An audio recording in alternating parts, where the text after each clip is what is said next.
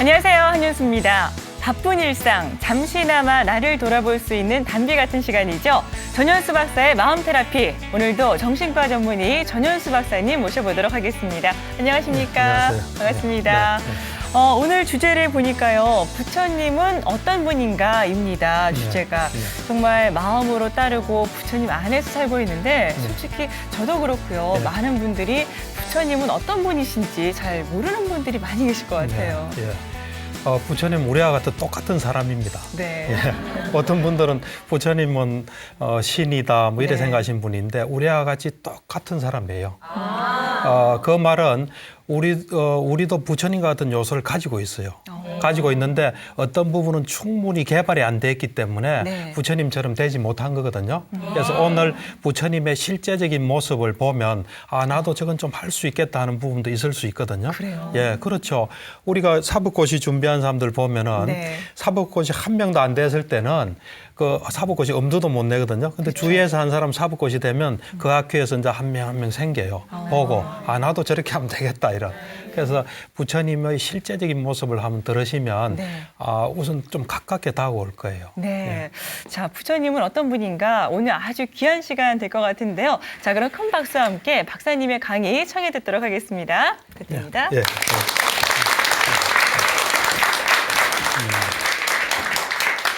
오늘 주제는 부처님은 어떤 분인가예요. 그래서 이런 주제를 선택하게 된 게 저는 이제 불교 경전을 좀 많이 봤거든요. 그거 보면은 실제로 부처님께서 어떤 분인지를 누가 자세히 묘사를 해놨어요. 그 묘사란 게 뭐냐면은 이제 그 당시에 부처님께서 돌아가신 지가 지금 2555년 전이에요. 이제 보통 우리가 서기는 예수님이 탄생한 날로부터 쳐요. 그래서 지금 2011년 같으면 예수님 탄생하고 2011년이 흐른 거예요. 지금 불기는 2555년이거든요. 불기는 부처님 돌아가신 날을 기준으로 해서 그때부터 해요. 그러니까 부처님께서 돌아가신 지 2555년이 되는데요. 부처님 살아 계실 당시에 그 먼 옛날이 아닙니다. 굉장히 과학도 발달하고 과학이 발달했다는 건 좀 그렇지만 철학이나 종교가 굉장히 발달했을 때예요. 그래서 많은 종교들이 있었어요. 오늘날 같은 기독교 같이 신이 창조했다는 것도 있고 또 과학적인 견해도 있고 여러 견해가 있었어요. 그때 이제 가장 그 세력이 큰 것이 바라문교예요. 바라문교. 그 바라문교의 그 서성이 자기 제자에게 지금 이 한간에 이 세상에 부처라는 분이 탄생했다고 그러는데 그 부처는 깨달아서 깨달음을 얻었고 또 모든 걸 알고 훌륭하신 분이라는데 너가 가서 그걸 좀 확인하고 온나 그래요. 그래서 이제 이 사람이 그 사람도 그 서성도 연세도 많으신 분이에요. 120살이고. 그러면서 그 종교에서는 이 깨달을 만큼 충분히 통달하신 분이에요. 그러면서 제자도 또 충분히 통달한 제자에게 믿을 만한 제자한테 그러면 이 부처라는 사람이 정말 그렇게 소문대로 그렇게 깨닫고 훌륭한 분인지 이제 확인하고 오라. 그래서 보낸 거예요. 그래서 보내서 이제 이 사람이 가서 확인을 해요. 해보니까 이제 위대한 사람이라는 걸 알았어요. 알고 난 뒤에 바로 돌아가질 않고 7개월 동안 따라다녀요. 그림자처럼. 그래서 자세히 기록을 하고 난 뒤에 7개월 후에 돌아가서 자기 스승에게 보고를 해요. 부처님이란 분이 걸을 때는 어떻게 걷고 또 앞을 볼 때는 어떻게 보고 먹을 때는 어떻게 먹고 요즘 같으면 설거지 할 때는 어떻게 하고 그 당시엔 바루라 그러거든요. 이래 그릇이 바루를 씻을 때 어떻게 씻고 이런 게 다 보고를 해요. 그걸 이제 보시면은 부처님께서 어떻게 행동하는지를 자세히 알 수 있어요. 이제 그거를 중심으로 부처님의 이제 실제적인 모습과 부처님이 어떤 분이다 하는 걸 여러분들에 좀 이야기하려고 합니다. 이런 이야기는 그래 듣기 쉽지는 않아요. 그래서 그 이야기를 이제 하는데 그 하기 전에 이제 사실 이 불교 경전이라는 게 불교라는 게 좀 특별한 종교예요. 저는 개인적으로 불교라는 종교는 충분히 검증이 된 종교예요. 첫째 부처님께서 29세에 출가를 하시거든요. 왕자로 태어나서 29세에 출가해서 6년 동안 노력을 하세요. 그래서 6년 후 35세 때 깨달으세요. 깨달을 때 자신이 깨달은 내용이 정말 사실인지 아닌지, 진실인지 그걸 충분히 검증을 해요. 충분히 검증을 하고 그 다음에 이제 세상에 놓으셔서 제자들 가르쳐요. 그 당시에 좀 평균 수명이 짧을 때인데 80세까지 사세요. 그래서 45년을 가르치죠. 이제 가르쳤더니만 제자들도 똑같이 깨달은 거예요. 부처님처럼 깊이가 있지는 않겠지만 그래도 그 당시 불교에서는 최고의 목표가 아라한이에요. 그래서 많은 아라한들을 배출해내요. 엄청나게 많은 아라한들을 배출해내는 그 말은 뭐냐면 부처님 혼자 깨닫고 다른 사람은 깨닫지 못하면 그건 보편적인 진리가 아니에요. 부처님 스스로 충분히 검증해서 이건 진리임에 분명하다 해서 가르쳤더니만 다른 사람도 똑같이 되더라. 이거는 어떤 의미에서는 과학이에요. 우리가 조건을 똑같이 하면 실험실에서 실험 조건을 똑같이 하면 같은 결과가 나오잖아요. 그것처럼 이 불교는 그렇게 검증이 저 입장에서는 됐다고 볼 수 있어요. 예. 그래서 그러고 난 뒤에 이제 80세 돌아가세요. 돌아가시고 난 뒤에 한 2달 조금 지나서 아까 말한 그 아라한 제자가 500명이 모여서 부처님 말씀을 복원을 하세요. 이거는 그냥 사라지면 안 되니까. 그래서 안 한다라고 그 부처님을 후반기 25년 동안 모셨던 부처님 사촌 동생이에요. 그분이 이제 기억력이 비상했거든요. 그래서 이제 499명의 아라한 앞에서 나는 이렇게 들었다. 불교 경전 나는 이렇게 들었다는 다 안 한다 이야기예요. 그래서 쭉 이야기를 하면 맞다 이러면 이제 그게 경이 되고 다 같이 암송하고 경이 되는 거예요. 그렇게 7개월 동안 작업한 게 오늘날의 경전이에요. 그래서 그 경 속에 들어있어요. 그러니까 우리가 조선시대에 보면 조선왕조실록이라서 그 당시에 다 왕이 말한 걸 다 적지 않습니까? 그렇듯이 이 불교 경전은 그렇게 다 말씀하신 분도 있고 들었던 분도 있고 그 사실 역사적인 기록이에요. 내가 볼 때는 그 세계 문화인류유산 중에 대단한 유산에 속해요. 양도 방대하고요. 그래서 이제 그것이 쭉 암송되다가 한 600년 후에 이제 글자로 이렇게 정착이 돼서 오늘날 우리가 보이는 경전이고 그 초기 경전들은 빨리어로서 써져 있습니다. 그러니까 제가 이제 소개하는 거는 빨리어에 있는 경전들이다. 그러니까 이제 제가 그걸 보면서 그러니까 이 불교 경전이라는 것 자체가 부처님이 어떤 분이고 부처님이 뭘 경험했는지 그리고 또 그 가르침을 받아서 제자들이 뭘 경험한 게 쫙 다 나와 있는 게 경전이라고 보시면 됩니다. 예. 그래서 그 흥미로운 경이 있어서 이제 그걸 이제 하면서 그 동시에 저 나름대로 이제 경전을 보면서 부처님은 이런 분이구나 이제 하는 거를 제가 좀 이야기를 할까 합니다. 그래서 몇 가지 점에 보면 우선은 부처님께서는 이 무조건적인 행복을 추구하신 분이에요. 무조건적인 행복 자유. 근데 우리는 이래 보면 조건적인 자유와 행복을 추구해요. 조건적인 행복. 그 말은 무슨 말이냐면 이런 조건이 있으면 나는 행복해요. 요게 없어지면 나는 행복하지 못해요. 그러면 그거는 조건적인 행복이에요. 예를 들면 내가 돈이 있으면 행복해요. 돈이 하나도 없으면 나는 불행해요. 그건 조건적인 행복이에요. 내가 돈이 있어도 행복하고 돈이 없어도 행복해요. 그럼 나는 무조건적인 행복을 가지고 있는 거예요. 그래서 제가 이 경전을 이래 보니까 부처님께서는 무조건적인 행복을 추구했고 무조건적인 행복을 얻으신 분이에요. 예, 그런 걸 이제 시사하는 거는 뭐 여러 군데 있는데 그 중에 그 탁발 음식의 경이라는 경이 있어요. 그 경에 보면 이제 그 당시에 이건 여러분들 쉽게 이해하기는 어려운데 이제 악마 빠삐만이라는 존재가 있어요. 불교에는 이제 그런 존재인데 그 존재가 부처님께서 이제 어느 마을에서 항상 탁발을 하고 사셨거든요. 그 당시에 스님들은 뭐 음식을 해 먹지 않았어요. 하루에 한 끼 이제 얻어서 드셨는데 이 악마 빠삐만이 이제 이래 장난을 친 거죠. 오면 저 음식을 못 주게끔. 그래서 이제 하루 종일 음식을 못 얻은 거예요. 그래서 이제 악마 빠삐만이 와서 지금 그래 밥을 잘 먹었냐니까 밥을 못 먹었다. 그러니까 밥 좀 먹게 해줄까 하니까 나는 아무것도 가지고 있지 않아도 행복하다. 그런 거 필요 없다. 이제 그런 경도 있고 뭐 여러 가지가 있는데 특히 오늘날에 제가 경을 읽으면서 뭐 모든 게 흥미롭지만 그 중에 요즘 노숙자들 많잖아요. 그거 보면 부처님도 그 당시에 이제 어떤 의미에서 노숙자였어요. 물론 이제 후반기에 이제 이 신자들이 좋은 절을 지어서 이제 보시를 하고 해서 나중에는 거기서 많이 기거했지만, 이제 초기나 안 그러면 또 이동하는 동안 이제 인도가 크지 않습니까? 큰 곳에서 이동을 많이 하셨거든요. 이 두 군데 큰 나라를 중심으로 왔다 갔다 하시면서 이제 설법을 하셨어요. 그래서 이제 중간에 이동하는 그 지역에서 하루는 이제 저 숲속 집더미에 누워 계신 거죠. 누워 계시니까 이제 그 나라 왕자가 와서 보니까 거지처럼 그러니까 부처님 왜 이런 데서 주무세요? 잠은 잘 주무셨습니까? 하니까 부처님께서 하신 이야기가 나는 세상에서 잠 잘 자는 사람 중에 하나다. 하니까 이 왕자가 그 당시에 추운 겨울철이었뭐예요. 지금 날씨가 겨울철이고 지금 부처님 입고 있는 옷은 얇고 바람은 사방에서 불고 눈도 내리고 지금 달도 없는 이럴 때 어떻게 그래 잘 잘 수가 있습니까? 하니까 이제 부처님께서 그러면 내 말 잘 듣고 내가 대답해봐라 하면서 큰 부자가 있다.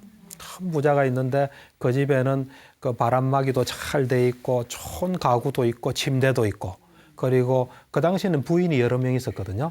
여러 명의 부인이 잘 시중드는 그 사람은 잠 잘 자겠냐니까 잠 잘 잡니다. 그러니까 그런데 그 부자가 만약에 어떤 욕심으로 인해서 뭔가 마음에 어떤 열기가 있으면 잠 잘 자겠나 하니까 잠 자기 어렵겠습니다. 그래요. 그럼 그 사람이 또 그 화가 나서 이 분노가 있어서 아무리 그래 좋은 환경이지만 잠 잘 자겠나 못 잘 겁니다. 또 이제 어리석음이 있어서 그러면 잠 잘 자겠냐. 그러니까 그것도 힘듭니다. 하니까 나는 그 어떤 탐욕이나 화냄이나 어떤 어리석음을 다 제거하고 내 속에서 완전히 거의 끊어졌다. 이제 다시는 생기지 않는다. 그래서 나는 잠을 잘 잔다. 뭐 이런 이야기를 하시는 게 나와 있어요. 그래서 이제 그때 이래 보면 그 사람들이 그 당시에는 침대 이런 게 중요했던 것 같아요. 그래서 이제 어떤 또 경에 보면은 제가 신자들이 찾아와 가지고 이제 세상에 어떤 부자는 좋은 침대도 가지고 또 좋은 의자도 가지고 이런데 부처님께서도 그런 좋은 의자 잘 구할 수 있습니까? 이러니까 이분이 부처님께서 하신 말씀이 그래 그런 의자는 나한테는 적합하지도 않고 나는 그런 거 줘도 쓰지도 않는다. 세 개의 침대가 있다 그랬어요. 세 개. 하나의 침대는 뭐냐면 천상의 침대고 두 번째는 천상 중에서 높은 천상을 범천이라 하거든요. 범천의 침대고 세 번째는 성자가 쓰는 침대가 있다. 그러면서 이제 그럼 그 침대가 뭡니까? 이러니까 하는 이야기가 이 천상의 침대란 거는 이제 부처님께서 이래 탁발하고 난 뒤에 이제 숲속에 앉아서 가만히 허리 딱 펴고 앉아서 선정에 드세요. 선정. 선정이란 건 우리는 마음이 지금 왔다 갔다 하지 않습니까? 선정은 마음이 하나로 딱 모아진 상태예요. 그러면서 굉장한 행복감과 또 이 편안하고 집중된 상태거든요. 그래서 선정에는 네 가지 선정이 있어요. 초선, 이선, 삼선, 사선. 그래서 그 선정에 내가 든다. 그래서 선정에 든 그 편안한 상태에서 내가 걸으면 선정의 경행이 되고 걷는 게 되고 그래서 앉으면 천상의 안점이 되고 그래서 누우면 천상의 침대에 난 눕게 된다. 그래서 나는 원하기만 하면 그 침대를 언제나 얻을 수 있다 그래요.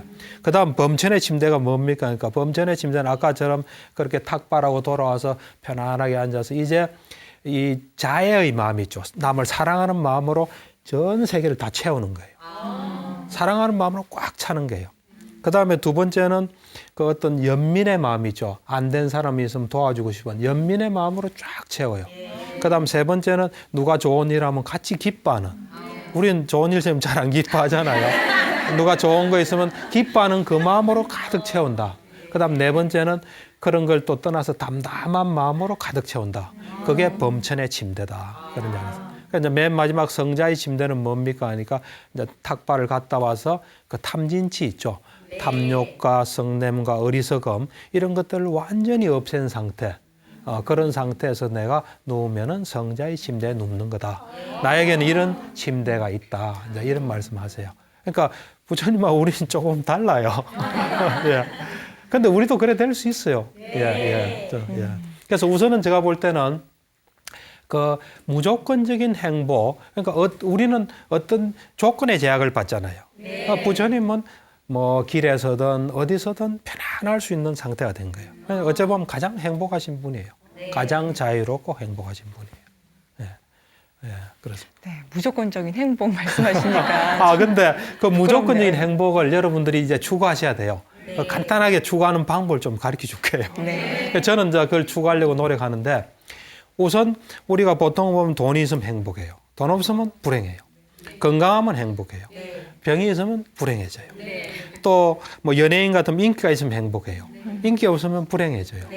그런데 어떤 경우에도 행복할 수 있는 길이 있어요. 그 방법을 가르쳐 줄 테니까 한번 실천해 보세요. 우선 돈만 가지고 돈이나 건강을 가지고 한번 생각해 볼게요. 돈이 있을 때는 돈을 잘 활용하세요. 활용해서 그걸 잘 이용하고 그걸 통해서 우리가 삶을 행복하고 즐겁게 하면 돼요. 그건 누구나 다 하겠죠. 근데 그것도 못하는 사람이 있어요. 아끼고. 이런 사람들. 그다음에 돈이 없을 때 분명히 좋은 점이 있습니다. 돈이 없을 때 분명히 좋은 게 있어요. 그거를 잘 활용하시면, 그러고 그 좋은 점을 잘 보고 그 좋은 점의 의미를 찾고 잘 활용하면 돈이 없어도 좋게 됩니다. 또 마찬가지예요. 우리가 예를 들면 건강할 때는 건강하게 활동하면 좋습니다. 병이 있을 때, 건강하지 못할 때 자세히 보면 좋은 점이 분명히 있습니다. 어떤 게 있냐면 우선은 이 병이 있다는 건 우리가 무리한 거거든요. 무리한 거를 우리가 스톱할 수 있어요. 그리고 이제 저처럼 뭐 이래 불교 수행하는 입장에서는 병이 있으면 진리를 이래 볼 수 있어요. 우리가 보통 건강하면 몸이 우리 말 듣는 걸 알아요. 내 마음대로 한 줄 알아요. 병하면 나봐요. 몸이 내 말 듣지 않아요. 그게 원래부터 사실이에요. 그러고 병이 있게 되면 우리가 평소에는 당연하다고 생각한 거 다 소중하게 여겨져요. 그냥 병 없이 이래 돌아다니는 사람만 봐도 너무나 행복해 보여요. 그러니까 병이 있을 때, 그 있을 때의 좋은 점을 잘 우리가 활용한다면은 병이 있건 없건 우리는 행복해져요. 한번 그렇게 한번 해보세요. 해보시면 그렇게 어렵지 않습니다. 예. 네. 현재 있는 그대로를 받아들이고 즐겨라, 이런 말씀이신가요? 그렇죠. 그때 우리는 모든 건 양면이 있습니다. 건강한 대로 양면이 있고, 건강하지 못한 대로 양면이 있어요. 그 양면을 균형 있게 그대로 봐서 잘 활용하면은 이래도 좋고 저래도 좋은 거예요. 예. 무조건적인 사랑, 또 자비와 관련해서 부처님 말씀해 주셨는데 또 책에 가끔 보다 보면 부처님 또 그런 분 같으세요. 왜 몸이 아프거나 또 실제로는 마음이 아프거나 이런 분들을 치료해 주시는 그렇죠. 그런 분이요. 우선은 제가 볼 때 저는 참 이 불교를 보면 저는 본업이 정신과 의사입니다. 예, 이제 정신적인 문제인 사람들 치료하는데 경전을 보니까 부처님은 훌륭한 정신과 의사예요. 그래서 이 보통 사람들도 많이 치료했고요. 또 종교인들도 많이 치료를 했어요. 그걸 보면은 이분은 정말 훌륭한 치료자고, 지금 이 자리에 우리 진료실에 저 대신에 부처님이 앉아 계시면 훨씬 치료를 잘하실 것 같아요. 그래서 이제 그걸 우리가 많이 배울 수 있죠. 보면은 그는 치료자로서의 부처님을 좀 이래 보면은 제가 뭐 치료한 사례는 수도 없이 많습니다. 다 치료라고 볼 수 있는데 그 중에 기억이 나는 게 여러분들도 좀 관심을 가질 수 있는데, 그 당시에 부처님 당시에 그 제가 신자 중에 급고독 장자라고 있었어요. 빨리어로는 아나타 빈디카인데 그분이 최고의 제가 신자라고 볼 수 있습니다. 기원정사라고 큰 정사도 희사하시고 남 돕는 것에 평생을 바치신 분이에요. 그분이 이제 하루는 그분 집을 방문했어요, 부처님께서. 근데 갔는데 너무 시끄러운 거예요, 집이. 부처님께서는 이런 비유를 많이 해요. 시끄러운 데 가면 야, 누가 지금 고기 낚고 있나. 고기 낳을 때 어여차 하면서 뭐 하잖아요. 그러니까 아닙니다. 급고독장자 우리 며느리 때문에 그렇습니다. 걔가 아주 부유하고 가문이 좋은 집에 이사를 왔는데 아나무인입니다. 아버지도 모르고 뭐 시어머니도 모르고 남편도 모르고 부처님도 존경 안 합니다. 그래요. 그래 그러면 좀 불러라 얘가 불러요. 불러가지고 이제 수자따라고, 이름이 수자따예요.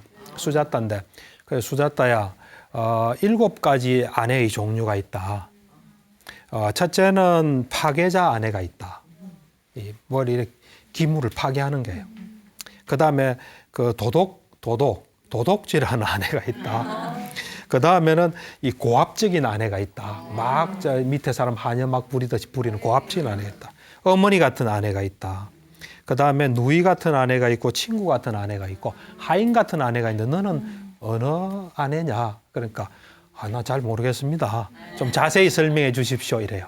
그럼 이제 부처님께서 하나하나 설명해 주세요. 파괴자 같은 아내는 뭐냐면은 남편이 다 돈 벌어서 힘들게 다 산 거잖아요. 그런 물건을 막 함부로 하는 거예요. 그걸 막 파괴하는 거. 함부로 하면서 딴 남자한테도 좀 눈도 돌리고 그런 이제 막 이렇게 기물을 이래 함부로 하는, 파괴하는. 그다음 두 번째는 뭐냐면은 이래 집에 물건을 이래 빼돌리는 거예요. 자꾸 도둑 같은 아내가 있다. 그다음 세 번째는 자기가 막 어떤 대단한 사람이나 된 것처럼 고압적으로 남들 막 무시하고 하인도 함부로 부리고 막 안하무인으로 하는 그런 그런 아내가 있다. 그다음 어머니처럼 자식을 잘 보살피고 항상 자식 생각하고 도와주고 이런 게 있다. 그다음에 누이 같은 아내는 그 당시에 이 동생은 언니나 뭐 오빠를 잘 대한 것 같아요. 그래서 항상 이래 이제 잘 대해주고 이런 게 있고, 친구처럼 언제나 만나면 반갑고 진정으로 염려해주고 그런 게 있고, 그다음 하녀 같은 아내는 뭐냐면 설사 남편이 좀 잘못해도 잘 이래 말 듣고 어떤 경우에도 잘 참는 아내가 있다 하니까, 그럼 너는 어느 아내냐 하니까 저를 이 순간부터는 하녀와 같은 아내로 기억해 주십시오. 그런 이야기를 해요. 그러니까 요건 좀 시대적인 상황이 조금 다릅니다. 그 당시에 미덕하고 지금 좀 달라요. 자기가 지은 죄가 많으니까 이제부터는 잘하겠습니다. 그런 의미로. 사실 그렇게 사람을 한순간에 이래 고치긴 쉽지 않거든요. 그런 게 무수하게 많이 나옵니다. 그리고 다른 종교인들도 많이 이래 고친다기보다 이래 많이 바꾸세요. 그래서 이제 제가 뭐 기억나는 건 많지만 그 중에 하나를 소개하면, 어떤 아까 처음에 제가 브라우마유 경 소개할 때 스승이 제자 보고 확인해 보고 오라 그러잖아요. 근데 그처럼 이 사람도 암바타라는 사람인데, 자기 스승이 이 사람 보고 둘 다 완벽하게 이제 공부한 사람들이에요.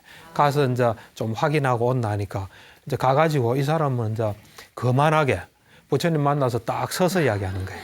그러니까 부처님께서 너는 너 바라문들, 나이 많은 바라문 앞에서 서서 하냐 하니까, 우린 바라문끼리는 그러진 않는다. 앉아있으면 앉아있고 서있으면 서있고. 그러니까 근데 너는 나한테는 왜 그러느냐 하니까, 나는 바라문이고 당신은 크사트리아다. 카스트 제도가 있었거든요. 그러면서 이 크사트리아는 하천한 계급이기 때문에 내가 이렇게 한다. 그래서 너 왜 그렇게 하냐 하니까, 자기가 언젠가 부처님이 태어나신 그 카필라 궁이에요. 카필라 그 성을 방문했는데, 그쪽에 있는 석가족 애들이 막 자기들끼리 막 쿡쿡 찌르면서 막 재밌게 놀고, 내한테는 앉아라 소리도 안 하고 무시하는 것 같더라. 그러니까 부처님께서 이런 이야기를 해요. 메추리 새 있죠. 메추리도 자기 둥지 안에서는 지 하고 싶은 데 지적인다. 걔들이 모르고 그런 가지고 너 왜 그러느냐. 뭐 그런 이야기를 하면서 이제 쭉 이야기하면서, 너가 그렇게 자부심을 가진 너의 조상이 누구냐 하니까, 깐나하야가 우리 조상이다 하니까, 그 조상은 석가족은 아주 훌륭한 그 가문이고, 그거는 석가족의 그 노예의 자손이, 노예에서 태어난 거다 하면서 남의 종교를 남의 그 족보를 더 잘 아세요. 그러니까 이 위대한 치료자들의 특징은 많이 잘 아세요. 그러니까 프로이드도 이러면, 프로이드가 그 치료한 사례를 보면은 프로이드가 아는 게 굉장히 많아요. 이 훌륭한 치료자의 특징들이 보면 다 아는 게 많아요. 부처님도 아는 게 굉장히 많아요. 여러분, 남의 족보를 흔히 알아요. 그래서 그 잘못된 점을 지적해줘요. 이제 그런 식으로 이제 탁 길을 꺾어놓고 나중에 이제 진리로서 이렇게 이제 교화하는 게 나와요. 그래서 그 당시에 이제 부처님에 대해서 하도 다른 종교를 잘 이렇게 교화를 시키니까 이런 소문이 퍼져 있어요. 부처님은 이 개종시키는 마술을 부린다. 이 마술을 부려서 사람을 싹 개종시킨다. 말하자면 정당하지 못한 방법으로 사람을 이렇게 싹 홀린다 이거죠. 그래가지고 어떤 사람이 가서 질문해요. 세상에 이런 말이 있는데 이거 맞습니까? 안 맞습니까? 그러니까 그러면은 이제 너가 내 말을 잘 들어봐라 하면서 누가 말하는 데서 그걸 믿지 마라. 또는 어디에 쓰여져 있대서 믿지 마라. 또 저 사람은 참 대단한 사람이라서 믿지 마라. 너가 잘 판단하고 믿어라. 이러면서 이제 그 이야기를 해요. 너한테 욕심이 많으면 너가 괴롭겠나 안 괴롭겠나? 그러니까 괴롭습니다. 그다음 너한테 이래 화가 나 있으면 괴롭겠나 안 괴롭겠나? 그러니까 괴롭겠습니다. 그래 쭉 이야기해서 이치적으로 따져서 그 사람이 나중에 부처님 제자가 되겠습니다. 그래요. 다른 종교인데.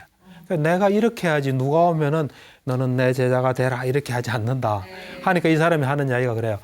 부처님의 개종시키는 마술은 축복입니다. 그 마술에 걸리면 평생 동안 행복하겠습니다. 뭐 그런 이야기를 해요. 그렇듯이 치료자로서의 어떤 부처님 그 역할도 대단하십니다. 상당히 참 대단한 면을 가진 분입니다. 예. 정말 강압적인 게 아니라 그 사람 마음의 변화를 이끌어서 그렇죠. 불교로 들어보고 이게 내한테 도움되고 이치니까 받아들이는 게. 예. 어떤 면에서 인간적인 매력 이런 것도 느껴지는 것 같아요. 그렇죠. 그리고 부처님께서는 가장 그 순리적인 사람이에요. 그래서 제가 볼 때는 본질을 정확하게 보신 분이에요. 우리는 지금 교육받은 거 내지는 누가 이러니까 이래서 믿고 있는 게 굉장히 많아요. 그런 건 잘 안 믿으세요. 잘 안 믿는 게 아니라 확실한 것만. 그러니까 부처님 말씀하시는 건 자세히 들어보면 맞구나 하고 이렇게 고개가 끄덕끄덕해집니다. 이제 그런 부처님이지만 대단한 부처님이지만 또 개인적인 감회를 또 드러낸 부분도 제가 보기에는 한두 군데 있습니다. 그 중에 하나를 소개하면은 부처님의 그 제자들은 굉장히 많았어요. 뭐 10대 제자라고도 하고 그렇지만 이제 두 명의 상수 제자가 있었어요. 사리부라고 목건년인데 그 두 분은 굉장히 훌륭하신 분이에요. 그 두 분이 이제 부처님보다 먼저 돌아가세요. 그 당시에 전통은 부처님 보다 뒤에 안 죽고 앞에 항상 죽어요. 이렇게 그 예의가 그래요. 뭐 수명이 다하니까 그렇겠지만.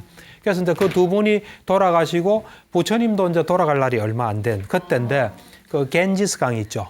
그 근처에 있으면서 이제 제자들이 보통 한 몇백 명씩 이래 1000명씩 이래 있거든요. 그 제자들 보면서 이런 이야기를 해요. 여기에 참 내 제자는 많지만 사리불과 목건년이 없으니까 뭔가 좀 텅 빈 것 같구나. 그런 개인적인 감회를 드러내세요. 그렇지만 그 사랑스러운 그 참 있기 희귀한 그 훌륭한 제자가 죽었을 때 나는 슬프지 않았다 그래야 돼요. 왜 슬프지 않았냐면 살아있는 건 다 죽기 때문에 나에게는 슬픔이 없었다 그래요. 그래서 여러분들 착각해서 안 되는 거는 부처님이 냉정한 사람은 절대로 아닙니다. 그분들과 제자들과 가진 시간은 굉장히 소중히 했을 거예요. 그렇지만 또 이래 순리대로 죽는 거에 대해서는 또 그대로 받아들인 거예요. 그래서 그런 어떤 개인적인 감에도 우리가 좀 엿볼 수 있습니다. 그건 극히 드문 경우인데 있습니다. 예. 이별하고 헤어지는 거에 대해서 허전함을 느끼는 부처님 모습을 뵈니까 또 우리랑 비슷해서 좀 더 가깝게 느껴지기도 하는 것 같아요. 그렇죠. 사실 우리하고 똑같은 사람이에요. 요즘 그 TV 프로 보면 뭐 달인이라는 프로 있죠. 어느 한 분야만 계속 하면 그 우리가 할 수 없는 걸 하는 거예요. 부처님께서도 어느 분야를 계속 하신 거예요. 해가지고 우리 이제 부처님처럼 됐고 우리도 그런 방향을 잡고 가면 그래 됩니다. 우리는 지금 딴 데 정신이 너무 많이 가 있어요. 예. 예. 네, 정말 부처님께서는 다양한 모습을 갖고 계시는 것 같은데 네. 또 어떤 모습의 부처님을 제가 그렇죠. 뭐 부처님의 모습을 열거한다면은 정말 많은데 또 제가 참 감명 깊게 본 것은 지도자로서의 모습이에요. 지도자. 그 당시에 불교란 것은 굉장히 융성했어요. 그 당시에 이제 스님들도 굉장히 많았고요. 그 당시에 뭐 유명한 정치가 그다음에 그 재력가들 전부 부처님 제자였어요. 예. 그러니까 그런데 이제 그런 것 같으면 우리는 부처님을 지도자로 생각할 거 아니에요. 그래서 이제 그런 부처님께서 이제 돌아가시기 얼마 안 돼서 그 아까 이야기한 거 안 한다라고 모시는 그 이제 제자가 이런 이야기를 해요. 이제 부처님께서 이제 조금 있으면 돌아가실 텐데 그 돌아가실 거 생각하면 내가 정신이 없습니다. 혼미해지고 어떻게 할 바를 모릅니다. 근데 가만히 생각해 보니까 부처님께서 무슨 말씀을 하고 돌아가시지 그냥 돌아가시지는 않을 거라는 생각에 내가 좀 안심이 됩니다 하니까 부처님께서 하시는 말씀이 내가 다 가르쳤고 내 속에는 뭐 이래 움켜쥐고 있는 게 아무것도 없다. 그리고 나는 내가 이 교단을 이끈다든지 거느린다든지 내가 돌보고 있다든지 또 내가 지도를 해준다든지 이런 생각이 전혀 없다.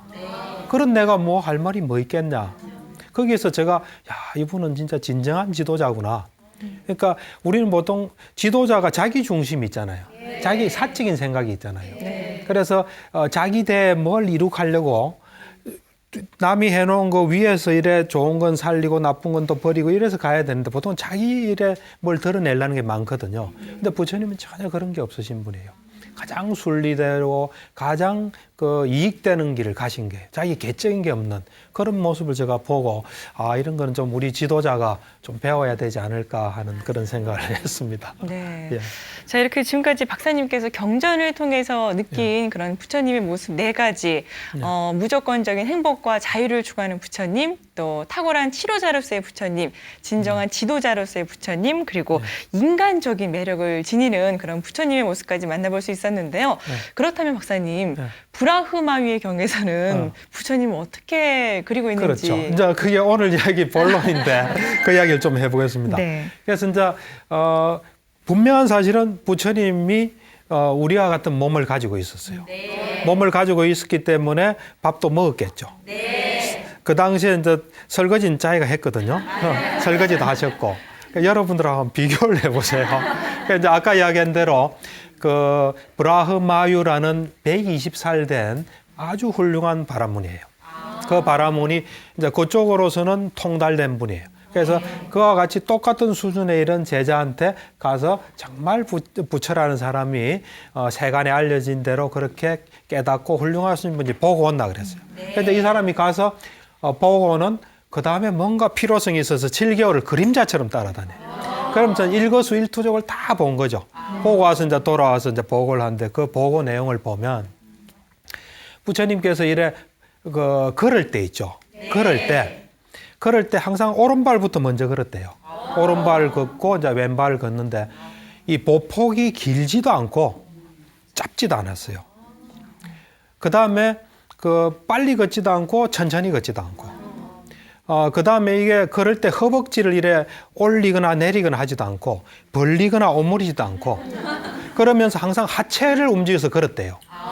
근데 하체를 움직여 걷는데 힘을 써서 걷는 것 같지 않은 그러니까 묘한 느낌인 것 같아요. 분명히 걸어는 다니는데 뭐 스르르 걸어 다니는 것도 아니고 뭔가 하여튼 7개월 동안 봤을 때 이상하게 하여튼 묘하게 걷는 거예요. 걸을 땐 그래 걸으셨어요. 그 다음 이제 부처님도 걸어 다녔을 거 아닙니까? 이 걸어 다닐 때 눈을 이래 어디를 뒀냐면 부처님께서는 항상 이래 걸었을 때 뭘 이래 보잖아요.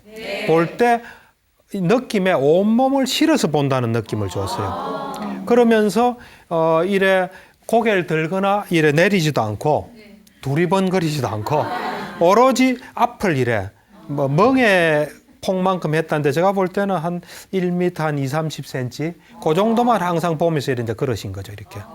이렇게 걸으셨는데 보통 사람 이래 걸으면 옆에 안 보일 거 아닙니까? 근데 다 알고 계시는 거예요.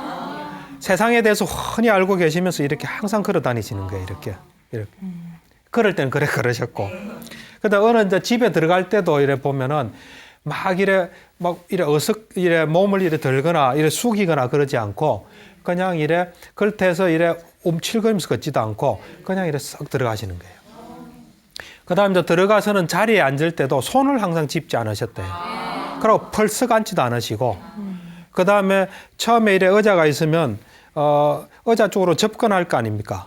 의자 쪽으로 접근할 때 가까이도 가지 않고 멀리도 가지 않고 적당히 접근해 계시다가 싹 앉으시는. 그러니까 하여튼 뭔가 우리하고 똑같이 행동을 했는데 보면 특이한 느낌이 든 것 같아요. 그 사람 기술의 글에 의하면. 이제 글에 들어가 가지고 이래 이제 그렇게 이제 들어가서 자리에 앉을 때. 자리에 앉을 때도 이래 손을 대고 절대로 앉으시지 않고 자리에 앉을 때 손을 어떤 사람 보면 손이 좀 불안정해 보는 사람도 있잖아요. 발도 불안정해 보는 사람이 그런 게 전혀 없대요. 손과 발이 그냥 편안하게 놓이면서 이래 두리번거리거나 불안해하거나 그런 게 전혀 없이 이래 이제 앉으셨고. 그 이제 앉다 보면은 이제 사람들이 이래 자리를 마련해 줄 거 아닙니까? 자리를 마련해주면 항상 발을 씻으시는데 발을 씻고 옛날엔 기름을 이래 바르셨거든요. 근데 기름 바를 때 이래 치장을 한다. 이래 치장하는 느낌이 전혀 없었대요. 그대로 딱 앉아서 항상 이래 이제 앉아 계시는데 허리는 딱 세우시고 앉아 있는데 마음을 딱 챙겨서 앉아 있는 거죠. 그러면서 앉을 때 어떤 마음으로 앉냐면 남을 해치는 생각을 전혀 하지 않고 또 나에게도 나도 해치지 않고 남과 나를 해치지 않고 남의 이익, 나의 이익을 항상 생각하면서 앉으셨고요. 그러니까 이제 앉아 있으면 물을 이래 권할 거 아닙니까? 그릇을 이래 주는데 물그릇을 주는데 높이도 주지 않고 밑으로 주지 않고 너무 가까이도 주지 않고 너무 멀리도 주지 않고 그래서 물을 이제 딱 많이도 받지 않고 적기도 받지 않고 그래 딱 받아서 이제 그릇을 이래 처음에 씻는 것 같아요. 이제 씻을 때 이제 그게 여러분들하고 차이일 겁니다. 그릇을 씻는데 그릇을 씻으면 손이 씻기고 손을 씻으면 그릇이 씻기고 그러면서 그릇 씻을 때 땅에 놓고 절대로 안 씻고 들고 그릇을 씻으면 손이 씻기고 손이 씻으면 그릇이 씻기고 그래서 이제 그릇 씻은 물을 버리는데 멀리도 버리지 않고 가까이도 버리지 않고 대충 느낌이 오죠. 네. 그렇게 이제 있는 거죠. 그러고 난 뒤에 이제 밥을 이래 받을 때 밥 받을 때도 이제 바로를 이렇게 높이도 아니고 낮도 아니고 이제 적당히 멀리도 아니고 낮게도 아니고 이렇게 이제 딱 받는 거죠. 받아서 밥도 이제 많이도 아니고 적게도 받으면서 반찬도 적당히 받으시고 그래서 이 반찬을 적당히 드시는데 이 항상 한 두세 번 씹고는 딱 넘기세요. 근데 우리 밥하고 좀 다릅니다. 그쪽 밥은 이래 해요, 이렇게.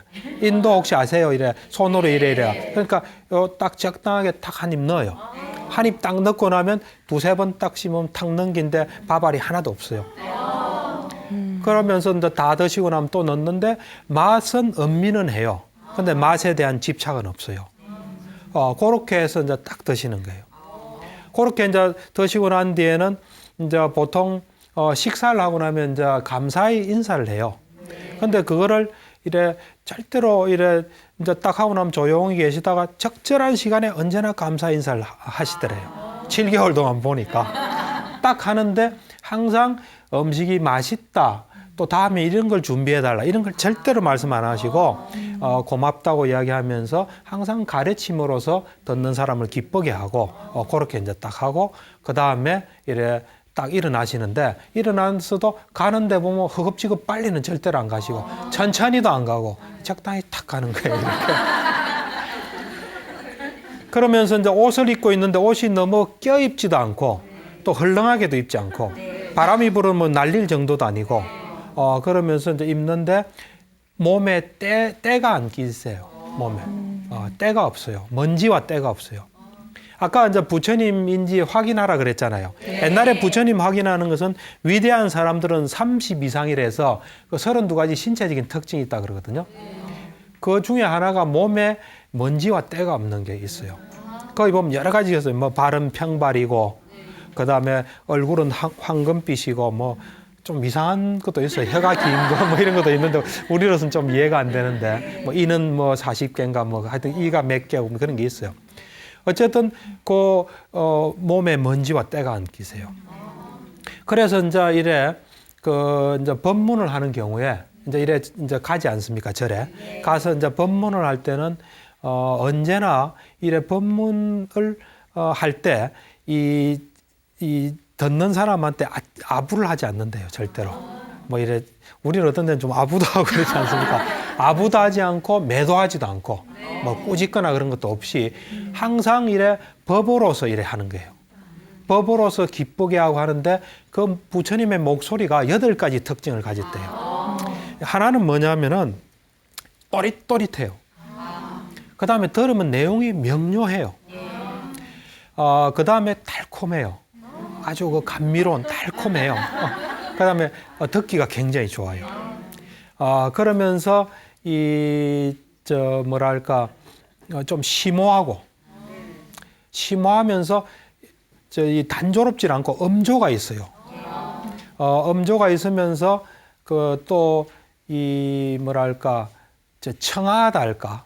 네, 청아하고 마지막으로 목소리가 낭낭하세요. 근데 이제 지금 저도 여러분들의 이야기하지 않습니까? 근데 부처님 목소리의 특징은 여러분들한테는 갑니다. 가는데 더 이상 가진 않아요. 거기만 딱 가는 거예요. 그러면서 그렇게 이제 이 설법을 들은 듣는 사람은 굉장히 환희심에 빠져서 부처님만 딱 생각하게 된대요. 그래서 그렇게 굉장히 행복하게 그 자리에 이제 떠나는 거죠. 그래서 이 사람이 이제 자기 스승한테 이런 보고를 하면서 지금과 같지만 이거보다 훨씬 훌륭합니다. 그래서 제가 그 경을 이렇게 가만히 보니까 우리하고 똑같은데 그 느낌이 묘했던 것 같아요. 여러분도 좀 그런 느낌이 오죠? 네. 예. 이런 이제 부처님의 실제적인 모습 이런 거는 참 보기 드문 경이거든요. 그래서 좀 우리가 부처님이 어떤 분이었다는 걸 우리가 좀 짐작할 수 있는 그런 경이었어요. 예. 강의 잘 들었습니다. 네, 오늘 말씀 잘 들었습니다. 예, 예. 정말 저희가 예. 부처님이 어떤 분인가라는 말씀을 들으면서 부처님에 대해서 좀 더 잘 알게 된다면 예. 우리들의 삶도 좀 더 지혜로워지지 않을까 이런 생각이 들었어요. 그렇죠. 아까도 얘기했다시피 우리 속에 다 가지고 있어요. 우리는 그걸 개발 안 했을 뿐이에요. 부처님은 오랫동안 개발하신 분이에요. 우리도 이제 마음 먹고 개발하면 언젠가 가까이 갈 수 있습니다. 예, 오늘 강의를 듣고 나니까 이제 부처님이 좀 더 가까워지고 친근해진 그런 느낌이 드는데요. 다음 시간에는요, 박사님 예. 어떤 주제로 강의 들을까요? 그러니까 이제 아까 제가 얘기했다시피 그 부처님은 본질적으로 보시는 분이에요. 네. 이제 그런 부처님께서 우리 존재를 어떻게 보고 있나, 우리가 처한 상황을 어떻게 보고 어떤 해결책을 제시를 하나 하는 걸 좀 네. 알아보겠습니다. 알겠습니다. 다음 시간도 기대가 되는데요. 여러분도 꼭 놓치지 마시기 바라겠습니다. 자, 전현수 박사의 마음 테라피 오늘 시간은 여기까지입니다. 편안한 한 주 보내시기 바라겠고요. 선물하십시오. 수고 많으셨습니다.